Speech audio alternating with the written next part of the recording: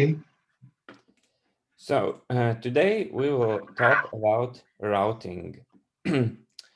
So I'll write the big title, routing. So when we talk about uh, um, our open systems interconnection model, which is a theoretical model to organize data transmission. So we talked about physical layer, where we decide if we are going to use wireless or cables, or what will the bitrate be, and so on. Next is data link layer, which connects 2 points. So you want to send a message from your computer to your Wi-Fi router, or from your cell phone to your uh, AirPods. So data link layer Okay. uh, ensures somewhat reliable transmission of data frames between two nodes that are connected, directly connected side by side with this physical layer. So many wireless networks are actually very simple networks where you have a base station and sensors, and then the sensors just send directly to base station. Okay. That's a simple network. And it can just use data link layer, and that's all. However, the internet, for example, of course, does not have every computer connected to every other computer directly. You have only one Ethernet cable going out of your PC, right? Or you are connected only to one wireless router at a time, but at the same time, you're connected to all the computers in the world. So more advanced networks, for example, internet, use a network layer, and its basic item is called packet. Okay. So frame was from in data link layer from one device to another, but if you are routing, then you are using term packets in network layer, and this network layer or network part of the wireless network is concerned with routing. So here it says structuring and managing a multi-node network. So a network in which you access uh, another user of the network through some third user of the network. So network layer is concerned with routing. It's also concerned with addressing, of course, and with some traffic control, but generally it's just routing. So in such a network, the basic idea is that you have several nodes. So node A, here is node B, here is node C, and here is node D. So the idea is that, let's say node A has approximately range such that it hears and it can talk to node B. But node C and D is out of A's reach. Okay. So, okay, I'll make it a little bit more beautiful so that it is centered. So node A can talk to node B, but it cannot reach node C and D. Node B will have a range such that it hears both A and C, but D is out of its reach. Oh, here it's hard to draw it properly, but let's say. So B hears C and A, but it does not hear D. D. And at the same time, let's assume a simple symmetrical network where C hears B and also D, and D only hears C. Okay. In this way, we have some kind of, network where if A wants to talk to D, it needs to send the message through B C. and C and then to D finally. Okay, so usually these things are drawn as graphs. So a graph is nothing complicated. It's basically, well, these are a little bit different graphs, but they're drawn in the following way. Let's draw it again. So A with black color. So we have nodes A, we have, for example, B, we have C, we have D, and we have E, and so on. So if two nodes can talk to each other, then we will connect them with line. Let's say A is close enough to talk to B and C. Okay. So I'll draw this line, which basically tells that A can reach C and vice versa. Usually networks are symmetric. If transmitter can hear receiver, most of the times we assume that receiver can hear transmitter as well. So A can talk to C and also B. Let's say B can talk to C. C hears E and D. B also can talk to D, and D can also talk to E. Now, let's do a little example. So in wireless networks, we would usually assume that since the signal travels the speed of light and the distances aren't really that big, for example, 30 meters or 100 meters maybe in some wireless networks, we assume that A reaches C and B approximately at the same time. So when A sends a message, C and B receive it practically immediately. That would be in wireless networks, a usual assumption.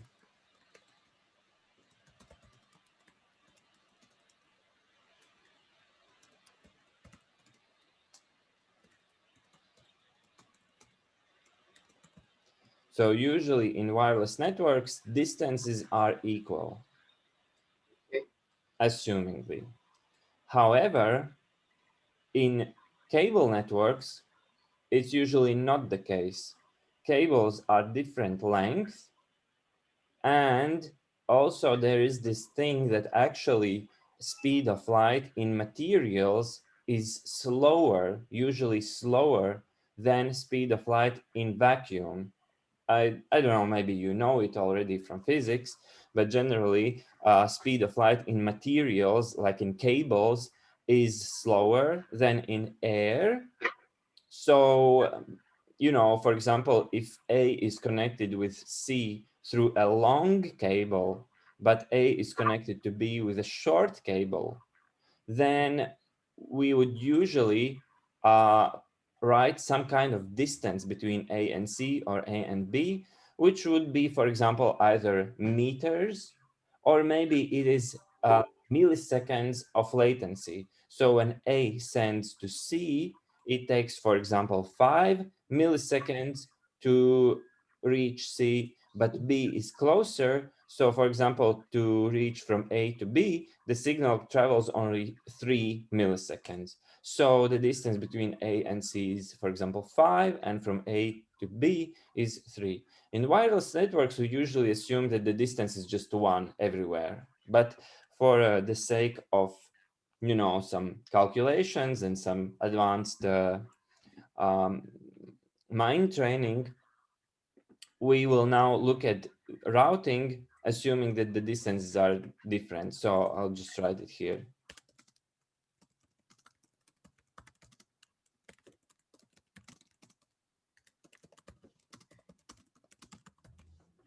So like this. In wired networks, distances are usually not the same. So, okay, so let's say from A to C is 5, from A to B is 3, from B to D is 4, from C to E is 6, from C to D is, let's say again, it will be something like 5, and from E to D will be, for example, 7. Or maybe we will change it a little bit. 12. Let's say it's, I don't know, it's an old cable, for example, or maybe it's a long distance, so it's 12. Now, my question to you is, um, which is the shortest path from A Okay. to D? A to D. It's 7.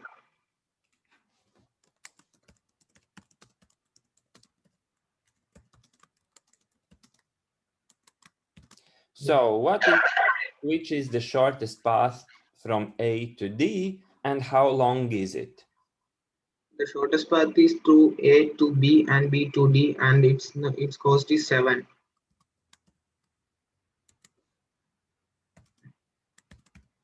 Yes, correct. Okay. What is the shortest path between E to D?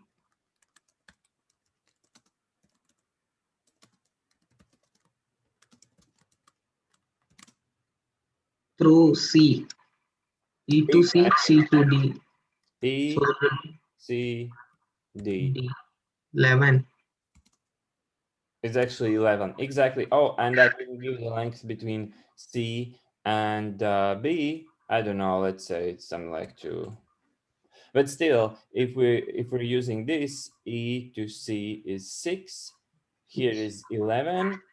And here 2 and 4 will be 12. So it didn't really change anything. Okay, so that is correct. And now what we would need to do is we would need to make some kind of algorithm which automatically calculates the shortest path. Okay, Okay.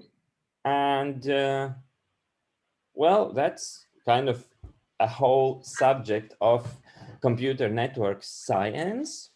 But and of course, these algorithms can be rather advanced, but we will just look at, you know, some examples and, you know, just calculate through.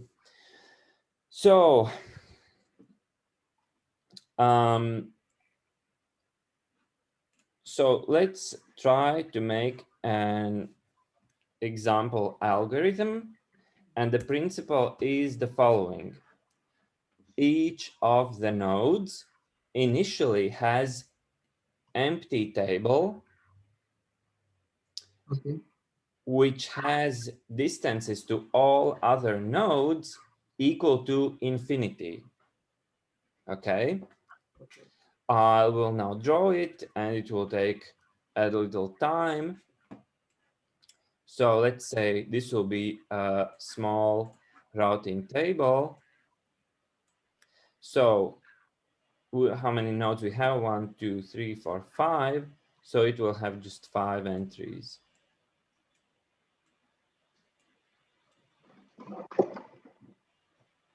Okay, something like this. Not beautiful, but wow.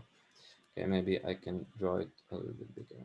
So here is bigger, it's bigger. And so each node has such table.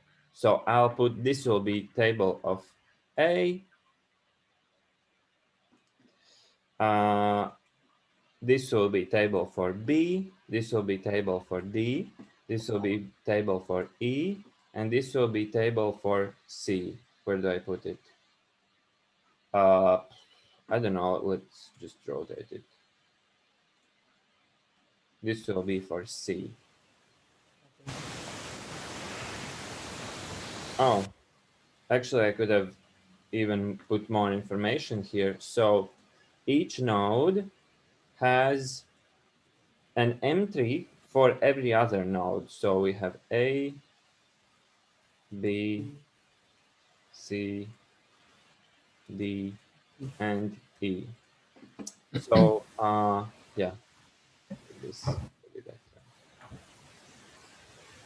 This is for B, this is for D, this is for E, and this will be for C.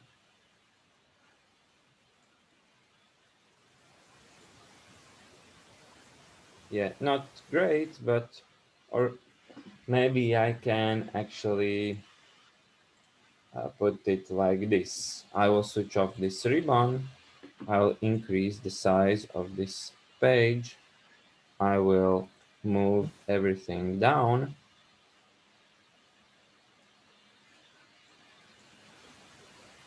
And now I have space for the C table. So basically, all computers in the network initially don't know anything about any other computer in the network. They don't know any distances. So initially, they assume the distances to all other nodes are infinity. So except, from C to C is 0, right? From E to E is also 0. From D to D is Okay. 0 because, the node knows the distance to itself is like 0. So for example, yeah, so A to A is 0. But all other distances are initially assumed to be infinity. So what happens then is every node in the network knows all of its inputs. For example, you have a router, and the router has, for example, 4 ports. Your computer has only 1 port, but actually your computer has 2 ports of internet. One is cable and the other is Wi-Fi. But Wi-Fi. usually Windows only uses one of them and the other one is switched off automatically. So, you know, in this drawing, no node has only one uh, cable. So, it's like hard to show as an example. But for example, all of these nodes are routers. And you have a router at home. And let's say it Yeah. has, two cables connected to it. One goes somewhere and the other goes somewhere else. And then in your internet service provider's uh, server room, they also have, for example, server, and it has 4 cables connected to it. And the operating system inside this server block knows and detects that it has 4 cables connected, and each of these devices, they can just select one of the cables and ping to the other end using something called ping instruction. Okay. And they can just ask, first of all, what is the name of the device at the other end of the cable? And they also use ping to measure how long time does it take for the signal to travel from one node to another. So let's say node C, it selects this cable, it feels that the cable is plugged in, so it pings and it asks who is at the other end, and the reply is it's E. Then C also pings E to measure how long it takes for the signal to travel between C and E. Okay. And it measures that it's 6. Oh, maybe I can read this. So if it measures that it's 6, it updates its routing table and it writes 6 because it knows the distance from E to C C. is 6. So, let's initially do that. So C pings to D. And actually, also, since E was connected with C, E also measures the same ping and it detects that on this same cable, the C is on the other end. So it updates its table and writes in at the location of C 6. Okay, so now node C pings to D, and it feels that D is at the other end. D replies that it's D.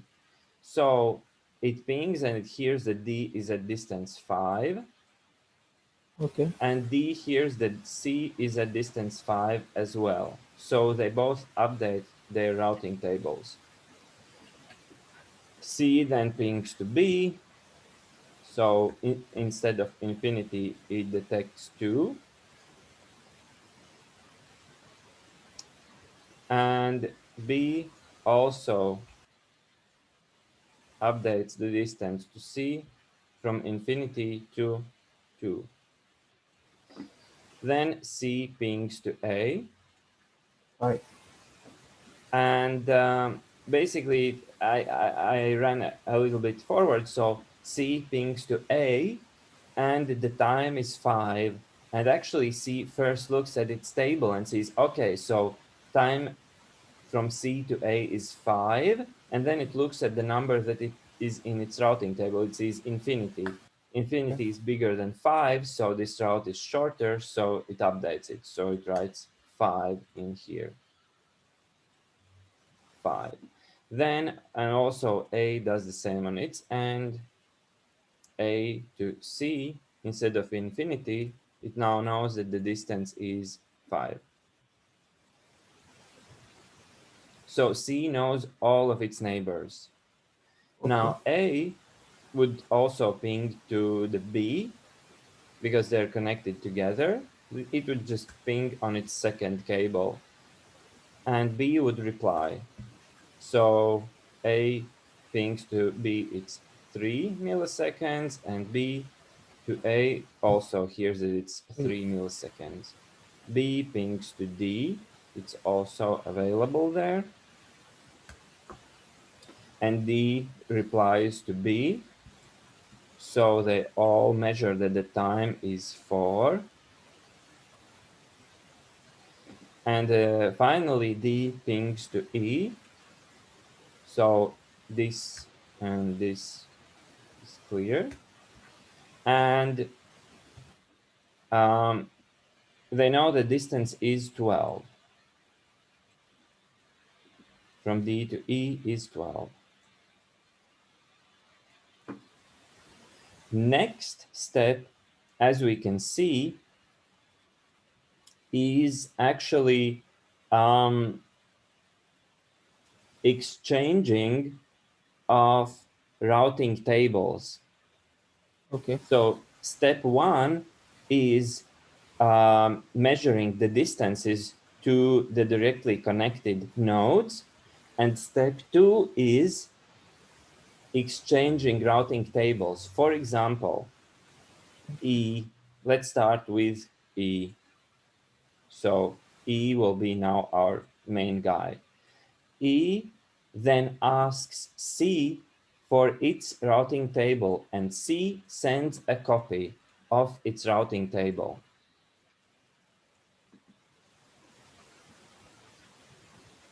Now, E compares its entries with C's entries, and it checks maybe E has some shorter paths to other nodes, except that um, when E compares to C's routing table, it also needs to add 6, because if it wants to send through C, Mm-hmm. then it will also have to wait 6 milliseconds from E to C. So actually it has to add a 6. So basically E checks out, this is E's routing table, and this is C's routing table. So E looks at C's routing table, and it sees that from A to from C to A, the distance is 5, and then it looks at its own routing table, and it sees that the distance from E to A is infinity. Infinity is bigger than 5 plus 6, so it now knows that actually, I would actually add these 6s to C first and then compare. Otherwise, we can just make mistakes. So first, when E receives C's routing table, it adds the distance from E to C to every entry so that it takes into account the distance from E to C. So 5 plus 6 is 11. 11. Um, 2 plus 6 is 8. A 0 plus 6 is 6. 5 plus 6 is 11. And 6 plus 6 is 12. Okay, so now it compares its values to C's routing table. And it sees the distance to A is smaller than the distance that it has inside of itself. So E thinks that a distance to A is infinity, but if it routes the packet through C, then the distance shrinks from infinity to only 11. So what E does is it expands its routing table and it writes down through which node to send message to reach A. So it doesn't have direct connection, but it writes down that if it wants to reach A, it should use C, and instead of distance infinity, the new distance is 11. Next, it sees that, wow, C can also talk to B, and the distance would be 8, measured from E to B. So it writes down that to talk to B, it should also use node C. And the distance would be, instead of infinity, it would be only 8. Then it checks out the distance between C and E is 6. It already has 6, so it doesn't really change anything in its table. It pinged through C, so it knows it's C.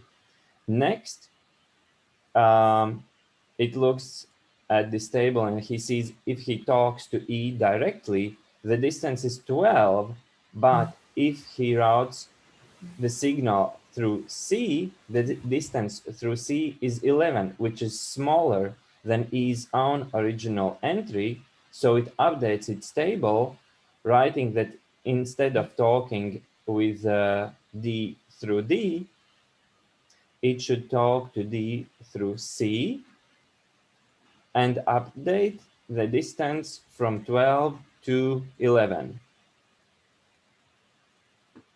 And from E to E, it talks through E, and the distance is 0. Okay. Okay. Now, so he says, thank you for the routing table, and basically just deletes it. So now, and the same thing happens between each and every one of these nodes. Okay. So E has updated its routing table, and it sends its copy in reply to C. So they basically exchange the routing tables. Now C receives E's routing table, and C also needs to add the distance between C and E to take it into account. So instead of 11, it will be 17. Instead of 8, it will be 14. 6 and 6 is 12. Um, Here 11 plus 6 is 17 again, and here is 6. And it compares it to its own routing table. So actually, after the initial ping, it also expands its own routing table. And basically, it just marks that initially to talk to A, it would use cable A. To talk to B, it would use like B directly. From C to C. From D to talk to D, it talks to D directly. And to talk to E, it talks to E directly because it's connected to all nodes. But then it compares E's routing table and searches for shorter paths. In this case, it looks, okay, if I want to talk to A through E, it would take me 17 milliseconds. But I can talk to A in 5 milliseconds. So I don't need to update this entry. Next, B. Its own distance to B is 2. Distance to B through E is 14. So of course, no updates necessary. From C to C, 0. Through E would be 12. No updates. And basically in this case, C does not update its routing table because it already has shorter paths directly than if it would talk through E. So, they exchange the routing tables, and that's it for now. Next would be, for example, E wants to exchange routing table with D. So E sends its routing table to D.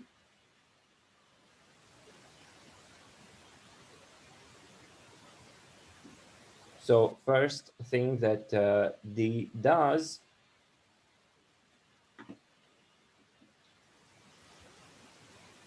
maybe this will not be so interesting. Let's see.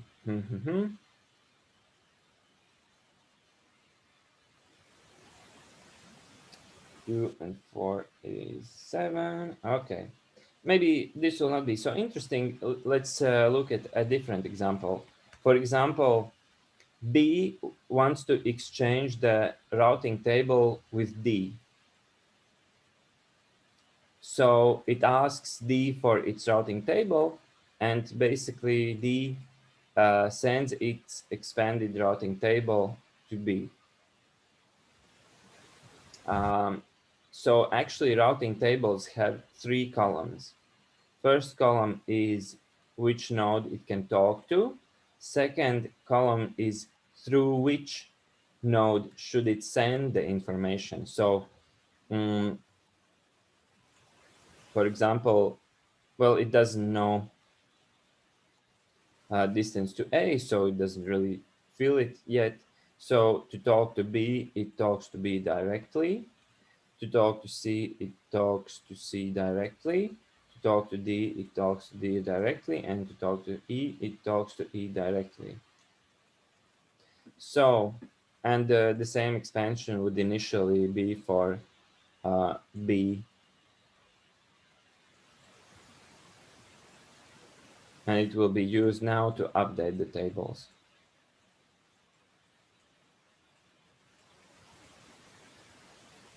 So, this is an iterative process.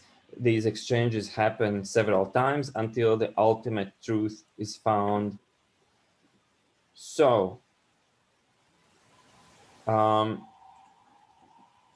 B asks for D's routing table,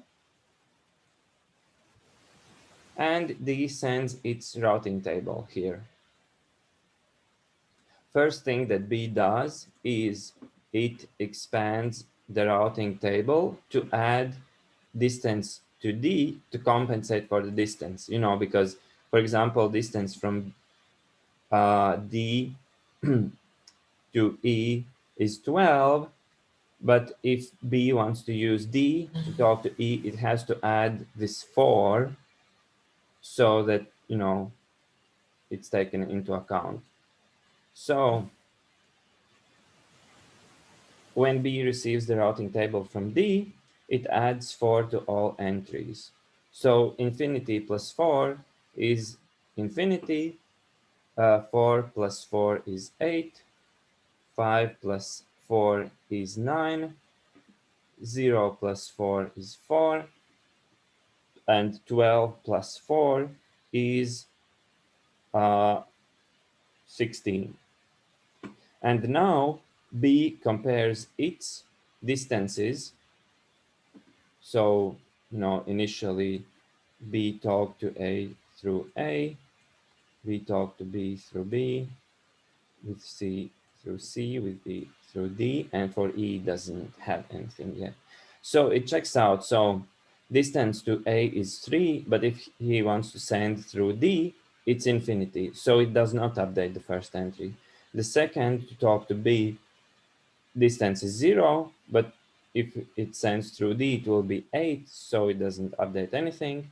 C, distance is 2, here is 9, 4 and 4, no updates. And here at E, the distance is infinity, but if he wants to talk to E, he can use D, and the distance will be only 16. So it writes in that to reach E, it can use D, which it has direct connection to, and the distance shrinks from infinity to just 16.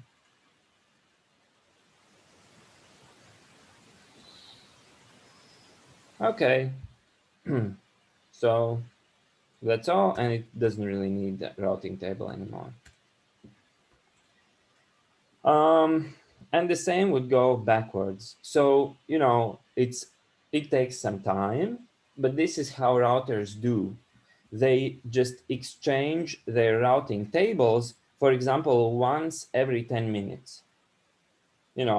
So yeah, initially mm, the process is like maybe seems slow because, for example, there is a shorter path from B to E through C, so B also would need to exchange routing table with C to get the shortest path. But if you leave the network turned on overnight, then of course it will slowly finish updating, and ultimately at the end the routing tables will be such that the shortest path will be in all tables for all possible cases. Okay, so now let's look at how the packet is sent. Let's say that B wants to talk to E, so it just looks at its routing table and it sees that to talk to E, it needs to send the message through D. So it just takes the message and sends it to D. This is message. D looks at its routing table, and also it writes down that B writes down that the message is for E and sends it to D. D looks at its routing table, it sees that distance to E is 12 through E, and it just forwards the message to E, and E receives message. And everything works. For a little bit longer example, let's look at A and B. So A wants to exchange routing tables with B, so it receives a routing table copy from B. It adds initially distance from A to B. So from A to B is 3. So here will be 6. Here will be 3, 5. 4 and 3 is 7. And 16 and 3 is 19. Okay. So A sees that its routing table is not perfect. It has empty spaces. So it expands its routing table.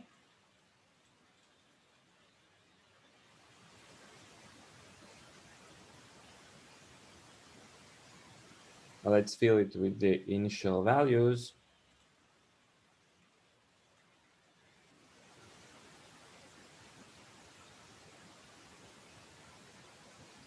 So initially, to talk to A, it uses A. To talk to B, it uses B. To talk to C, it uses C. For D and E, it doesn't know what to use, so it's empty spaces. And now it looks at the routing tables and it sees that if it wants to talk to to A through B, it would take 6 milliseconds, so it's not going to use it. Next, to talk to B, it's 3. It's the same as its own routing table, so it's not going to use it. So to talk to C through B, it would take 5. To talk to C directly, it takes 5. So it doesn't really update because the numbers are equal. Next, to talk to D, it can use node B. And instead of infinity, it updates it to 7. And to talk to E, it sees that the distance is 19 and it can use B for communication.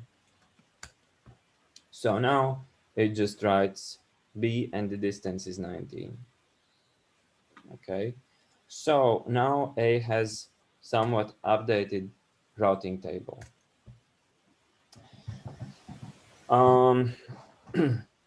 So if we want to, for example, do some final update, let's say that C wants to update routing table, exchange routing table with D. Well, C already has shortest paths to all nodes, so when it receives routing table from D, it doesn't really update anything. But for D, there will be some shorter paths. So after D receives a routing table from C, it adds the distance from C to D. And basically what it does is it adds the distance. So it's 10 here. 2 plus 5 is 7. 0 plus 5 is 5. 5 plus 5 is, so I'll write it here, plus 5, this 5 is 10, and 6 and 5 is 11. And what it sees is that, so distance to A was infinity, but now if it uses C, it's only 10. So it updates its routing table and writes that if it wants to talk to to A, it should use node C, and then the distance will only be 10. And maybe there will be some shorter path, for example, path through B, but D doesn't know it yet. So it just writes what it has. Next, distance to B is 4. Through C would be 7, so this is not used. From C to C is 5, and 5 is the same. From D through C is 10, and here is 0, so it's not updated. But it sees that to talk to E, if it uses C, the distance would be 11, but here is 12. So it updates its routing table because it sees that to talk to E through C would be shorter path. So it writes in its routing table to talk to E, send the message to C, and then the distance will only be 11. And as I mentioned, this process happens several times per hour. The routers just exchange the routing tables, calculate the distances, and update if the new path is shorter than the existing one. And now let's look once more at how a message is sent from A to E. A does not need to know the full path to E, right? It just looks at its routing table and it sees that to reach E, it just forwards the message to B. So it creates a packet, stamps it with some data, and puts a stamp that it's for E. It looks at the routing table. It says that to reach E, you need to use node number B. So it just sends the node to B. B receives the message. It sees that it is for E, not for B. So it looks at its routing table and it sees that to reach E, it should forward the message to D. So it sends the message to D. D receives the message. It sees that the message is for E. It goes to its routing table and it sees that to talk to E, the message should be forwarded to C. D sends the message to C. C receives the message. It sees that the message is for E. It looks at its routing table. It sees that to reach E, it just forwards it to E directly. And E receives the message from A. Okay? So this is how routing works. And of course, at this moment, our tables have not been fully updated. You know, there is a shorter path actually from A to C and E will be shorter, but since A and C have not exchanged the routing tables yet, well, the route is not perfect, it's not optimal. But after some time, they will have exchanged the tables and it will be filled with the perfect, best possible route, okay? So when E, for example, wants to send a message to A, it creates a message, writes that it is for A. This is why we have destination address in the message. And it checks out its routing table. It sees that to reach A, it should send the message to C. It sends the message to C. C looks at its routing table that to reach A, it just sends the message to A. And A receives the message, much faster. Okay, so do you have some questions about this routing method? So this method is based on routing tables. And, this is like a very simplified method. This method has a problem that it is relatively slow to update because, we already had so many exchanges, but we still have not reached the perfect shortest path yet. But, well, slowly it works. So there are a little bit more advanced algorithms, but generally they are based on the same principle. There is a routing table in each node. The node just looks to which node to send the message to reach another node. It just has these lookup tables and the messages are just automatically forwarded. Okay, so if you have some questions, you can type them in the chat box. If not, then we can move ahead.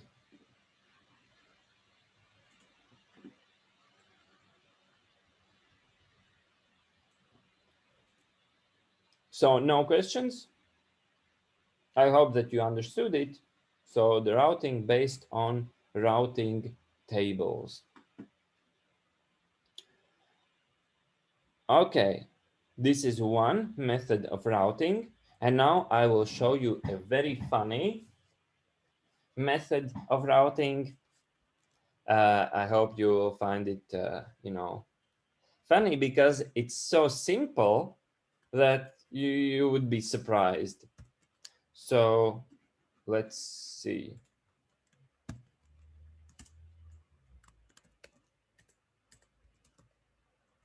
routing with tables.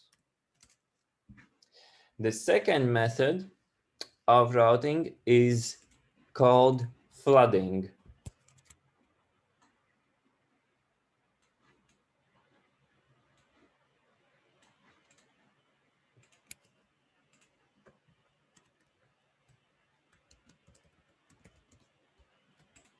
Do you know what is flood? You know, it's when, for example, you have a heavy rain and there's so much water that the earth is just covered with water. It's flood, right? So let's look at the flooding algorithm. So we have node A, again B, C, D, and E. And now we will again connect them somehow. So A is connected to B and C, C is connected to E, D is connected to E. So, and now we will just put some distances. Let's say A to C is 3, A to B is 2. Here distance is, for example, again 2. Here distance will be 12. Here distance will be 5. Here the distance will be 7. And here the distance will be 1. Let's say like this.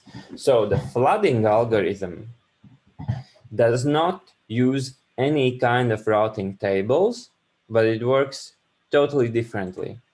So the flooding algorithm works in the following way. First, we need to evaluate approximately how big the network is. What is the largest number of hops that we need to do to reach any node? Okay, so for example, in this case, to reach from A to C is 1 hop, from A to E is 2. Basically, okay, to make it a little bit more complicated, let's add one more node, F. You know, node F is just alone here. The distance is, for example, 7, 2, 2, 2, 2, 2, 2. Okay, so the distance is, for example, 4, doesn't matter. Now we need to evaluate what is the largest number of hops that is necessary to reach any node. For example, from A to F, it would be 1, 2, 3 hops. Okay. So the first part is evaluate network size. For example, when you connect to facebook.com from computer, I don't know, maybe you're using Instagram or TikTok. So to connect from computer to Facebook, let's just imagine how the hopping happens. When you type in your browser facebook.com, first the packet goes from your computer to your wireless router, right? So it is your laptop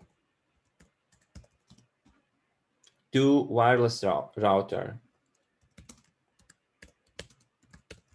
Next, your wireless router is connected directly to the internet, but it's not like connected to all the internet. It's just connected to your internet service provider.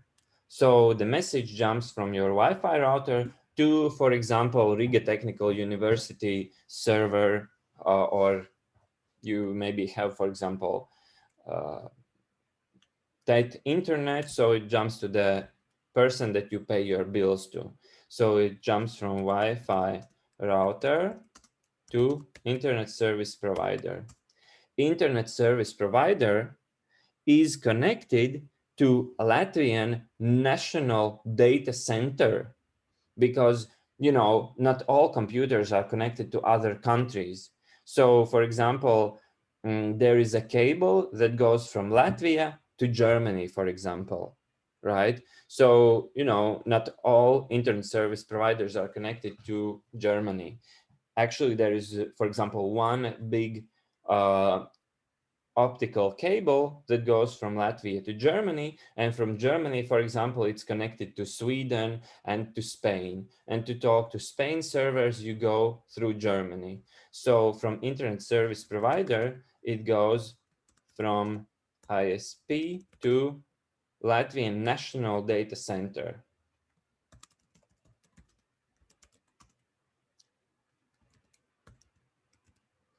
National Data Center, that's how it's called. National Data Center maybe has several divisions of connections. So there will be maybe some other hop inside within the National Data Center.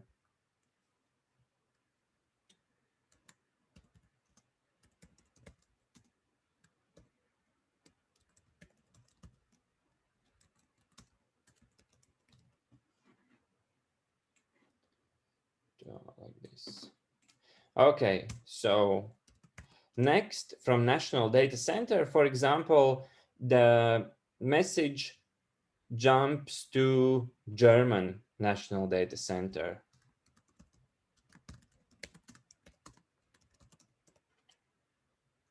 Let's say, for example, it's like that. So to Germany's National Data Center.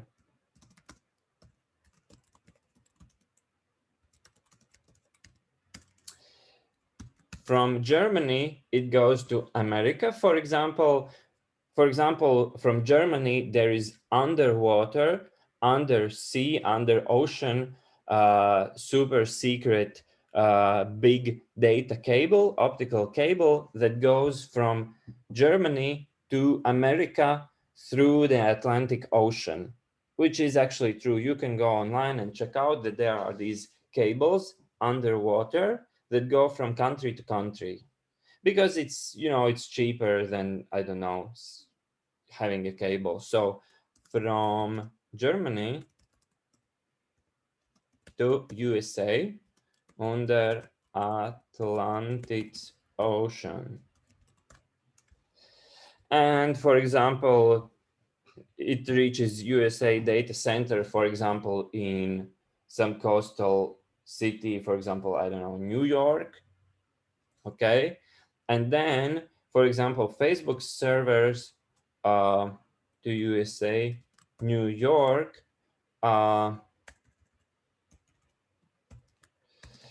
and for example, the Facebook servers are located not in New York, but for example, in other city. I don't know, for example, Texas is very far.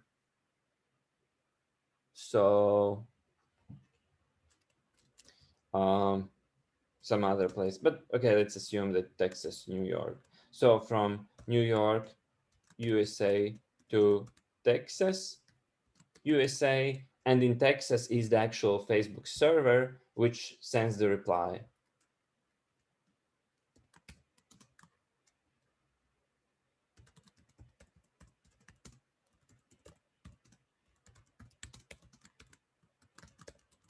So actually, approximately, this is how many jumps your message has to reach from your computer in Latvia to Facebook server in United States of America. So these big tech companies like Facebook and Google, they pay national data centers to have their servers either inside the National Data Center or next to it, connected with very fast optical cables so that you have fast internet. So, that's how they work. So in this case, for example, to connect to facebook.com, you can count, actually it will be GH. This will be H. you can count that your message jumped 1, 2, 3, 4, 5, 6, 7 jumps, for example, 7 hops. And in our example network, to reach any node, you can have 1 jump, you can have 2, maybe you will have 3 hops. So in our case, for example, we evaluate that the network size will be 3, but if we add another node, let's say for safety reasons, 4 hops should reach any node.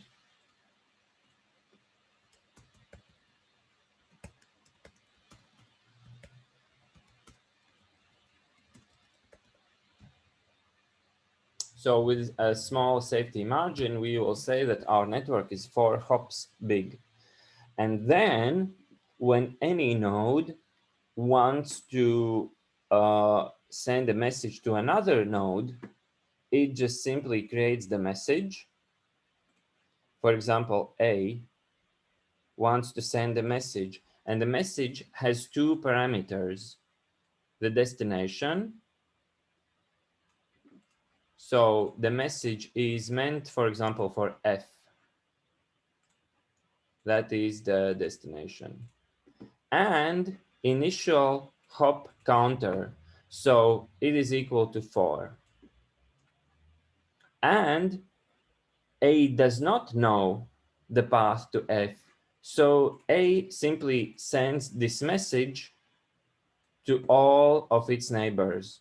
So it just sends the message to C and also to B and destroys its copy of the message. B and C also don't know where F is, so they just delete, they reduce the hop counter by 1, they reduce it to 3, and they just send the same message to all of their connected nodes. So C sends a copy to B, to D, and to E. B sends its copy to C, to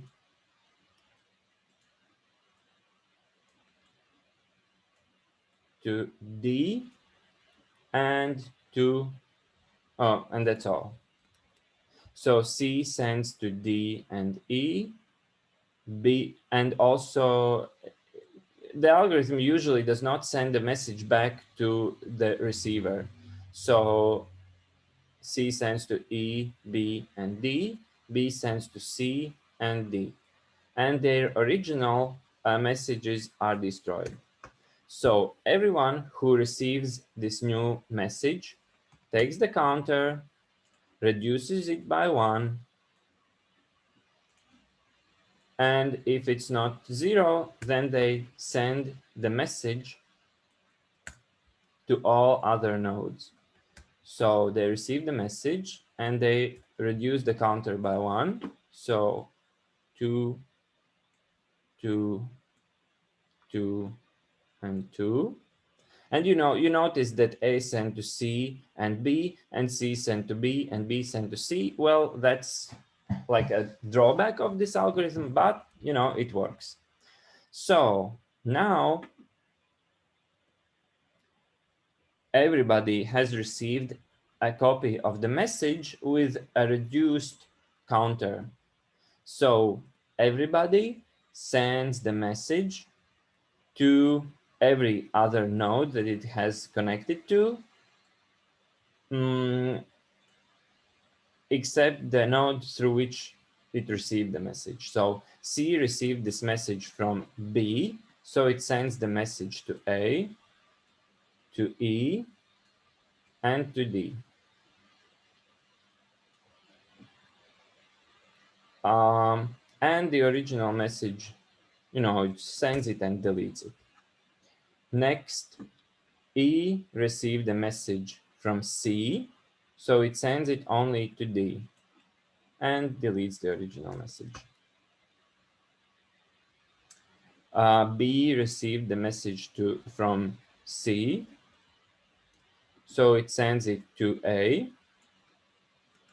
and also to D.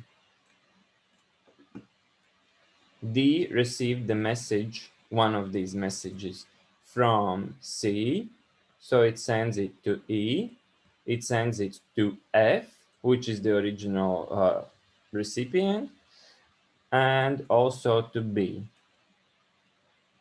D also received a copy of the message from B, but because the length from C to D is 5 and from B to D is 12, it received C's message a little bit earlier, so it already sent the copies out. So it receives a message from B a little bit later, so it actually also sends the message out to everybody else except for B. So it sends the message to C, to E, and also to F.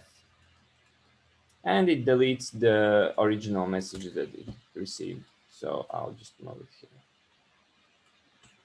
Okay, so everybody reduces the hop counter by 1.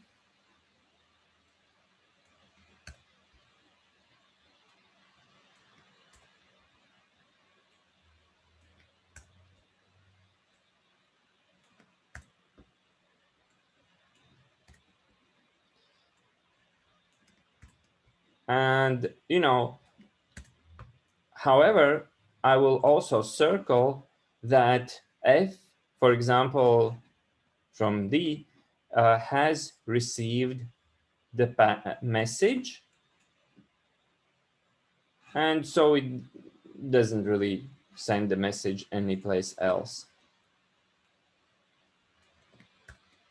And now also these numbers. So everybody just writes in that the hop count is 1.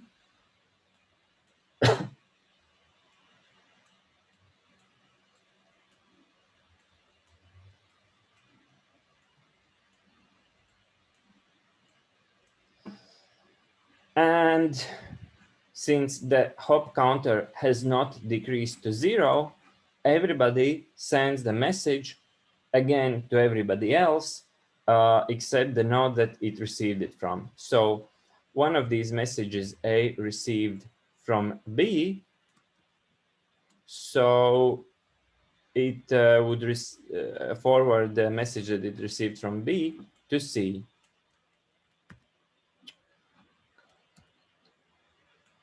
Like this. So just copy to C. And the other message it received from C, it sends to B. B received the message from, I don't know who, maybe from D. So it sends it to A and also to C. Oh yes, and A's original message is destroyed. B received, let's say, from D, so it sends to A and C, and the other one it received from C again, so it forwards to D and A and gets it destroyed. C received message from, I guess, A, so it sends it again to from E, so it sends to A, B, and D. D received messages, as we can see, it received 4 messages, so it basically received the message from practically everybody else. So the message that it received from E, it sends to B and C. The message that it received from C, and also it sends the message to D, so to F. So F receives the message again from D that it received from E. Next, also one of these messages D received from C, so it sends the message to E, to B, and to F. Also, D received one of these messages from B, so it takes a copy and sends it to C, F, and E. And E also received a message from C, so it sends it to D. and also one message from D, so it sends it to C, and that's all, right? So as you can see, a lot of messages, but the algorithm, doesn't care. Now everybody who received the message reduces the message hop counter by 1, and basically when they reduce the hop counter to 0, since the hop counter has reached 0, the message that has the hop counter equal to 0 is not forwarded anymore. This is how this algorithm makes sure that the message doesn't start to circulate between 3 nodes to infinity. There is this hop counter, and when it reaches 0, the message is not being forwarded anymore. So all of these messages, the hop counter 1 minus 1 is 0. So these are all discarded as, obsolete messages. And this way, this is how this flooding algorithm works.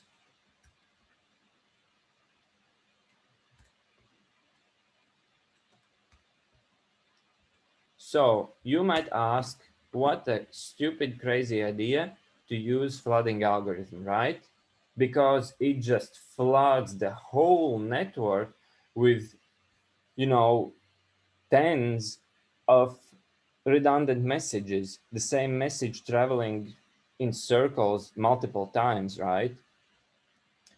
However, there are two big advantages to flooding algorithm. Well, actually three big advantages to flooding algorithm.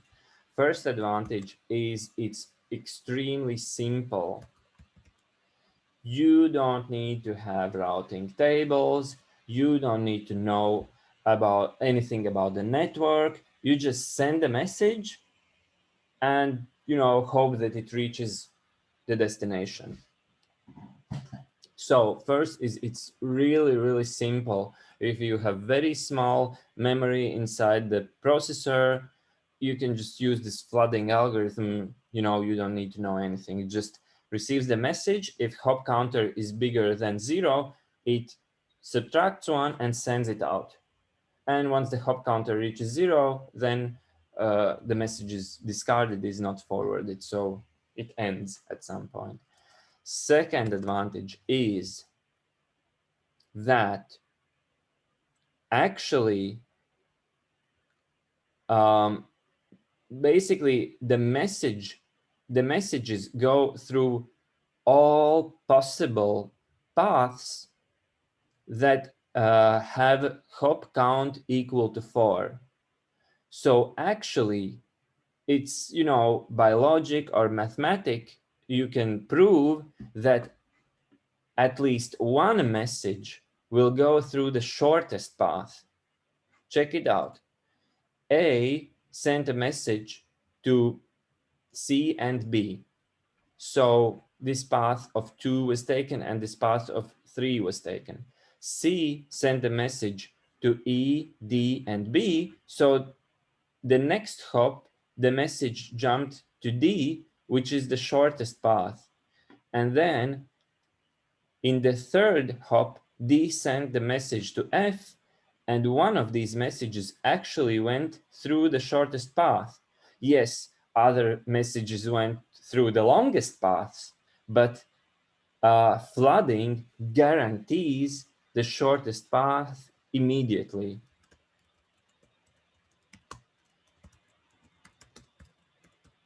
So in our routing table example, until the routing tables have been fully updated and exchanged between all the nodes several times, the route exists, but it is not the shortest path. It was, longer, and then it got shorter as the routing tables were exchanged more times and updated.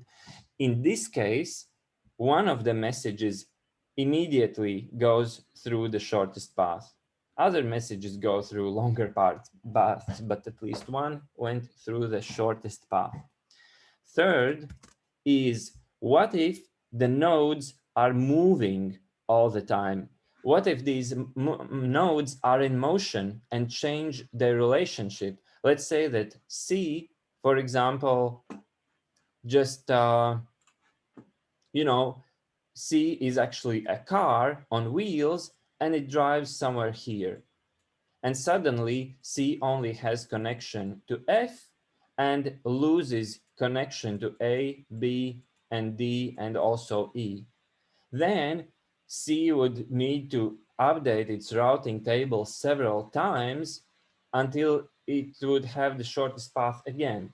Now, if C drives away and only sees F, when A sends the message, even though the shortest path would be A, C, D, F originally, now A sends the message, B receives it, B sends it to everybody else, which is D, D sends it to everybody else, which is F. And now, even though C moved away, the message from A to F, next message, again immediately found the shortest path. Of course, the message will travel several times through the network in longest paths, but the shortest path is still guaranteed, even at moving nodes. Imagine these all nodes just moving around, changing their positions. How do you route that? Well, you can't. So flooding is, a funny little algorithm. And I read in some book that flooding is maybe used in military. Of course, nobody knows the military technologies, because they're top secret, but there is this speculation that flooding is used, for example, in battlefield because, new airplanes come in, some tanks got blown up and shut down. So if you need some reliable communication, there's just no way you can manage a routing in an active battlefield where everything just can blow up at any time. So possibly flooding, probably, maybe is used in the battlefields of war. It's bad that wars exist, but theoretically it exists. So the third big advantage is that you can use it on rapidly moving objects.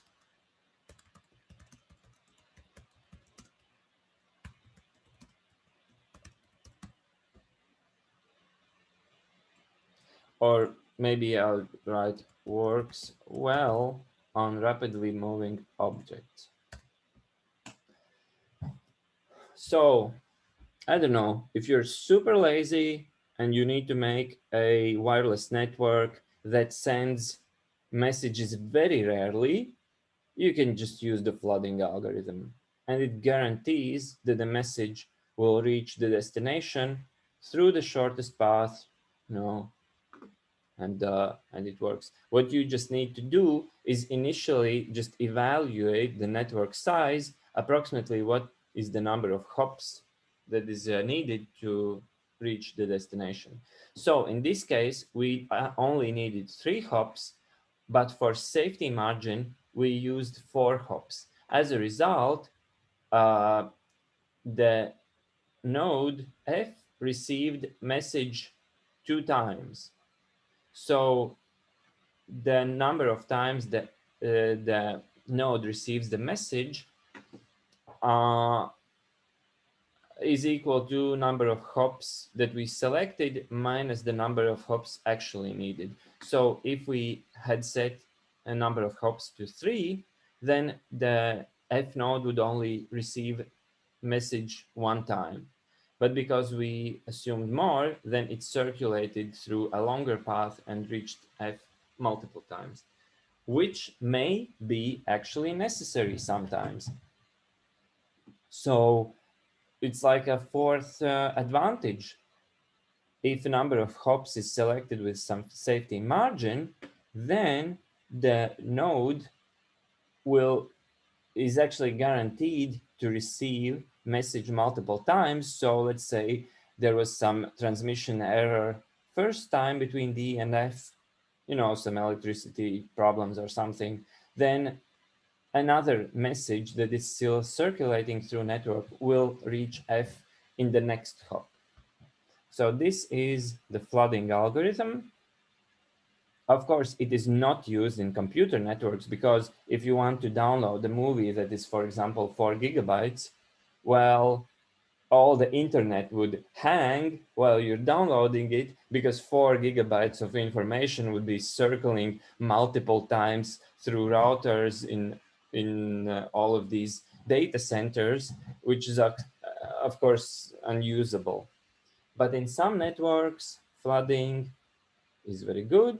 So, just this is for your intelligence. So do you have some questions?